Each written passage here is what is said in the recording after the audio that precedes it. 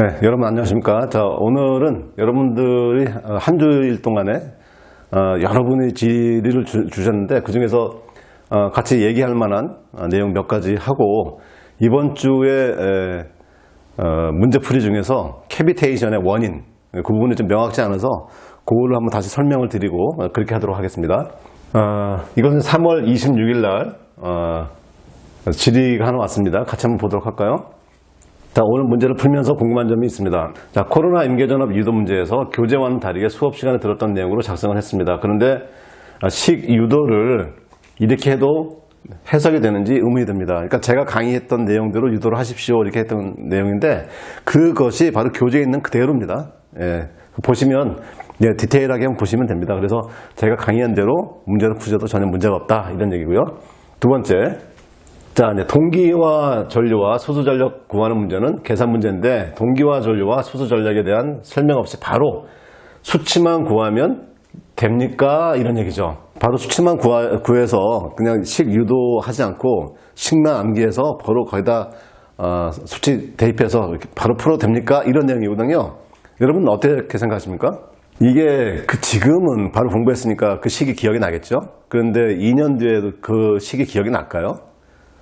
그 기억이 이렇게 쉽지 않을 겁니다. 그래서 이런 문제가 나오면 기본적으로 유도를 해주는 건 기본이 되겠죠. 왜냐면 나도 기억을 못하니까 한번 쭉 유도를 해봐서 내가 기억하고 있는 거하고 비슷하게 나오면 아 맞다, 내 기억이 맞구나, 그렇게 해놓고 이제 답을 수치를 대입을 해야 되겠죠. 이렇게 식을 암기하고 있기가 어렵기 때문에 바로 그냥 수치만 대입하는 것은 바람직하지 않다, 이런 얘기를 드리겠고요. 자, 그 다음에 동기발전기 여자전류 변화 시 분담전류와 역류 구하는 문제에서 수업 시간에 교수님이 그림으로 설명해 주셔서 이해는 완벽하게 되었습니다. 아주 고맙죠. 제 입장에서 아주 고맙게 생각합니다. 자, 그런데 답안지 작성 시에도 이렇게 해도 해석이 되는지 궁금합니다. 무슨 말씀이냐면 문제를 한번 볼까요? 네, 이렇게 푸셨다는 거예요. 자, B기의 분담전류와 역률이 어떻게 되느냐. 그래서 이 그림을 이렇게 놓고 그 다음에 여기에 대해서 하나, 둘, 셋, 넷, 5줄로 끝났죠. 5줄로. 그러니까 이렇게 해도 뭐 큰 문제가 있겠습니까? 근데 채점을 하는 사람 입장에서는 뭔가 좀 부연 설명이 좀 필요하겠죠. 바로 이렇게 1번 A기의 여자전류 감소 분담전류가 0.5분의 400에서 444가 되더라 이렇게 하지 말고 이 그림을 보면서 그림 가지고 여기에 하나씩 이렇게 글로 이렇게 설명을 해주면 답안지 채점하시는 분이 이렇게 따라가면서 그렇구나 이렇게 이해할 수가 있겠죠. 이건 본인이 풀면 바로 이렇게 할 수 있지만 이것을 보려면 내가 다 따라가야 돼요. 채점하는 사람이. 그렇지 않겠습니까? 그래서 이런 답안지 작성은 조금 지양해야 되겠다, 이런 생각입니다. 자, 그 다음에 질문사항입니다. 자, 3월 25일 날 질의를 해주셨습니다. 발전기 병렬운전 동기화력 건인데, 자, 한번 보도록 하겠습니다. 자, 발전기 병렬운전 역률 계산 문제 강의 시 발전기 A의 여자전류를 높이면 전체 역률이 낮아지고 발전기 B의 역률은 높아진다라고 말씀을 하셨는데, 전체 역률이 아니라 발전기 A 역률이 낮아지는 것을 말씀하시는 건지, 아니면 발전기 A의 역률이 전체 큰 삼각형의 역률 부분을 보이는 것이라서 전체 역률이 낮아지는 건지 문의드립니다. 제가 만약에 강의 때 A기하고 B기가 병렬운전 하는데 A기의 여자전류를 증가하면 전체 역률이 낮아지고 있다 이렇게 말씀드렸었으면 제가 잘못 말씀드린 거죠. 정확히 표현하면 이거죠. A기의 여자전류를 증가하면 A기의 역률은 낮아지고, 그 다음에 어떻게 돼요? B기의 역률은 좋아진다. 자, 이렇게 말씀을 드렸었던 것 같은데 여전히 잘못 제가 전달된 것 같습니다. 여러분 양해해 주시고요. 요는 그렇습니다. 그죠? 병렬운전 하는데 하나의 발전기의 여자전류를 증가시키면 그 발전기의 역률은 나빠지고, 병렬운전하고 있던 다른 발전기의 역률은 좋아진다. 이 얘기입니다. 그러니까 정확하게 다시 제가 정리를 해드렸고요. 자, 그 다음 어떤 문제일까요? 이 문제죠. 자, 그리고 동기화력 설명 시 수수전력을 델타로 미분하면 동기화력이라고 하셨는데, 그럼 처음에 역률각을 델타로 표시하는 것인데 강의하다 보니 편의상 세타로 표시한 것인지 문의드립니다. 자, 동기화력에서는 역률각을 반드시 델타로 표시해야 되는 건가요? 여전 이 여러 가지 좀 복합 쪽으로 되어 있는데 제가 다시 한번 말씀드리도록 하겠습니다. 그림을 그려보면 자, 이게 이제 VA 발전기다. 자, 이게 이제 VB다. 그죠? VB 발전기다. 그러면 요만큼이면 델타다 이렇게 얘기합시다. 델타. 왜냐면 세타는 일반적으로 역류각으로 알고 있으니까 그냥 델타로 합시다. 그러면 A 발전기와 B 발전기 위상차가 되는 거죠. 위상차입니다. A 발전기, B 발전기 위상차. 자, 여기에 대해서 어떻게 됩니까? 전압 위상차가 발생되니까 어떻게 돼요? 전압차가 발생한다고 그랬죠? 그래서 전압차가 어떻게 돼요? 요만큼이 전압차가 되는 겁니다. 이게 바로 델타 V가 되겠죠.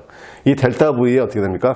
회로가 구성돼서 거기서 순환전류가 흐른다. 그 순환전류가 이렇게 흘러간다 그랬습니다. IC다. 순환전류, 서큘레이션 전류다라고 하면 얘를 그대로 이동할 수 있다고 그랬죠. 그래서 얘를 지우고 새로 그리면 어떻게 되냐면 여기에 이렇게 IC가 순환전류가 되겠죠. 그럼 그때 여기는 어떻게 돼요?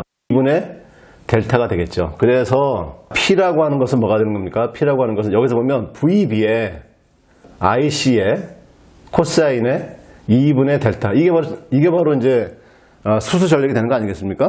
그러면 이 IC라고 하는 건 뭡니까? VB의 IC라고 하는 것은 서큘레이션 전류니까 두 개의 발전기 병렬 운전하고 있는 거 아닙니까? 그러면 ZA 그 다음에 플러스 ZB A 발전기의 임피던스 B 발전기 임피던스분의 델타 V 이렇게 설명드렸었죠?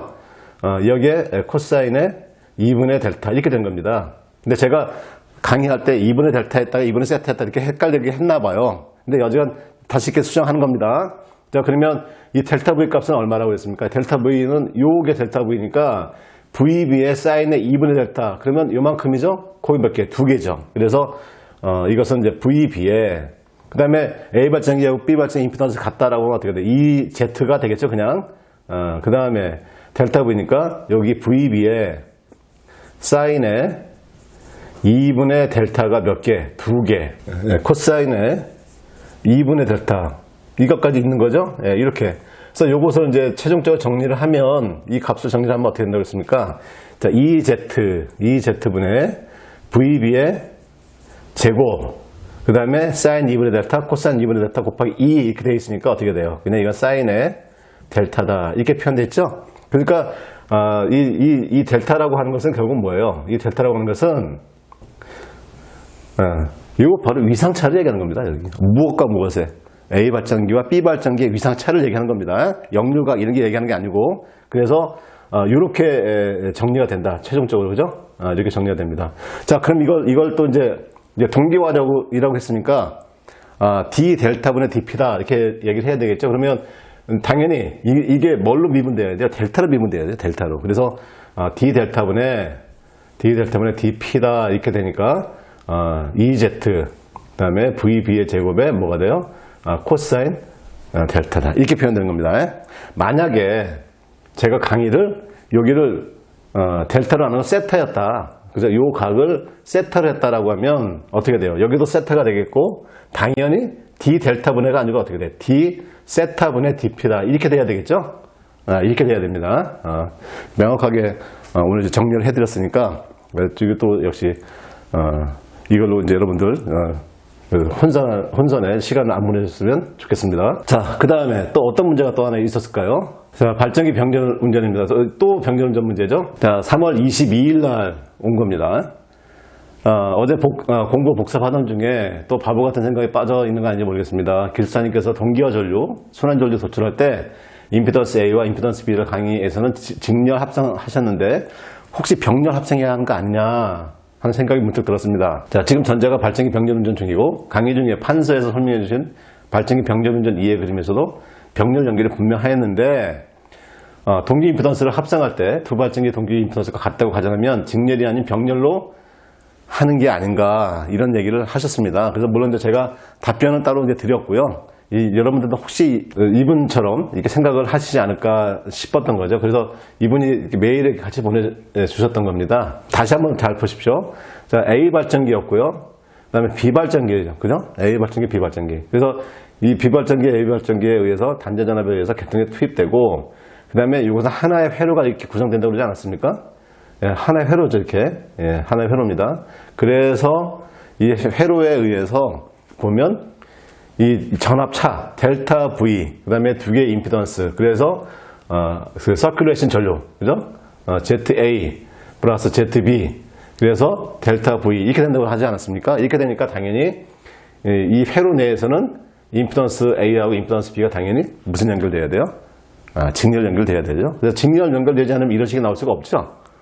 그리고 다시 한번 잘 숙제 한번 해보십시오. 이제 이런 취지의 말씀을 드렸고요. 답안지를 한번 보실까요? 이 답안지를 보게 되면 공동현상 발생 원인 및 영향 방지 대책이죠.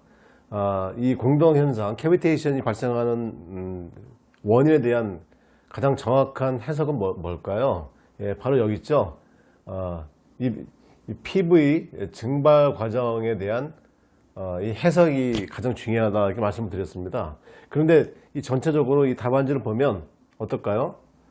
답안지 작성을 잘 하셨어요. 잘 하셨는데 가장 중요한 이 부분이 이 증발 선도에 대한 부분이 어떻게 돼요? 가장 적게 들어가 있죠. 다른 내용들은 다 충분히 다 작성을 잘 하셨는데 요 핵심이 좀 너무나 좀 축소화되었다. 이게 좀 가장 좀 안타까운 답이 될 것 같고요. 자, 이제 2번 답안은 어떤 것 같습니까? 자, 이 답안도 역시 전체적으로 내용은 다 이해를 잘 하고 계시는데 이 증발 과정의 이 PV 선도를 그릴 때 지금 빨간색으로 적혀 있는 물, 습증기, 과열증기는 어떻게 돼요? 이건 제가 적은 거거든요. 그러니까 요 내용이 없다고 생각을 해보면 이 그림이 무엇을 얘기하는지를 이해하기가 어렵죠. 예, 그래서 다 작성을 잘하셨지만 이 핵심적인 이 그림에 대한 해석이 조금 부족하다. 자, 그 다음에 이분의 답안지는 역시 이분도 공부를 열심히 하시고 또 잘하시는 분인데 요 내용을 보면 캐비테이션 이해가 좀 부족하다 이런 얘기죠. 자, 이 캐비테이션 선도를 보게 되면은 지금 여기서 이 과열 증기되는 이 부분이 이제 캐비테이션이 발생되는 것이다 이렇게 좀 오해를 하고 계신 것 같아요. 과열 증기에서 만약에 캐비테이션이 발생된다라고 하면 어떻게 되겠습니까? 보일러가 있어야 되겠죠. 예, 이제 그렇게 되는 것이 아니고 제가 이제 강의 때 말씀드렸던 것은 이 물이 증기로 되는 방법은 가열하는 방법 하나가 있고 그다음 또 하나 뭡니까? 압력을 낮추는 방법 이 두 가지가 있다. 이런 취지에서 이 증발 과정의 PV 선도를 설명을 드렸던 것이죠. 자, 그런데 이제 다시 한번 정확하게 설명을 한번 더 드리자면 잘 좀 집중해서 한번 보시죠. 자, 이 캐비테이션이라고 하는 정확한 정의는 뭘까요? 캐비테이션이라고 하는 것은 수온의 포화 증기압 이하로 내려가게 되면 그때의 물은 물 자체를 유지하지 못하고 뭐가 되죠? 증기가 됩니다. 이 증기가 되는 현상을 뭐라고 해요? 그게 바로 캐비테이션이죠. 그러니까 예를 들면 이 일정한 요기의 압력 하에서 있던 물이 수온의 포화 증기압 이하로 내려온다. 이 자체가 바로 뭐예요? 이게 바로 캐비테이션입니다. 이게 캐비테이션이고 그 다음 다시 어떻게 돼요? 증기가 압력이 높아지는 곳을 이르면 다시 어떻게 됩니까? 물이 되죠. 물이 될 때 바로 물이 되는 그 현상을 이용해서 주위의 침식 그 다음에 진동들을 야기시킨다고 하지 않았습니까? 그래서 이것은 캐비테이션에 대한 정의 그 다음에 이 부분은 뭐가 돼요? 캐비테이션에 대한 영향이다 이렇게 설명을 해야 되겠죠. 그러니까 이 PV 증발 선도를 가지고 설명하시는 건 맞는데 다른 부분에 이런 식으로 해석하는 것이 아니고 습증기 영역으로 들어오게 되면 캐비테이션의 현상이고 그 다음에 다시 압력이 높아지게 되면 기포를 유지하지 못하고 터지면서 주위에 버킷, 니들, 노즐, 러너 이런 데서 어떻게 해요? 침식을 일으키는 현상 그게 바로 이제 캐비테이션의 영향이 되겠죠. 그래서 여기는 캐비테이션에 대한 영향 이것은 캐비테이션 현상 이렇게 정리를 하셔야 될 것 같습니다. 자, 오늘도 여러분들 질의하고 그다음에 답안지 몇 가지를 보면서 또 이번 주 한번 또 고민해 봤습니다. 또 다음 주에도 여러분들의 많은 또 질의를 기다리고 있겠습니다. 자, 여러분 오늘도 수고 많으셨습니다.